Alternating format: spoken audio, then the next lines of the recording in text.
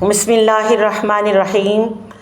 حضرت ابو قتادہ رضی اللہ عنہ بیان کرتے ہیں کہ رسول اللہ صلی اللہ علیہ وآلہ وسلم نے فرمایا، اچھے خواب اللہ کی طرف سے ہیں اور برے خواب شیطان کی طرف سے ہیں۔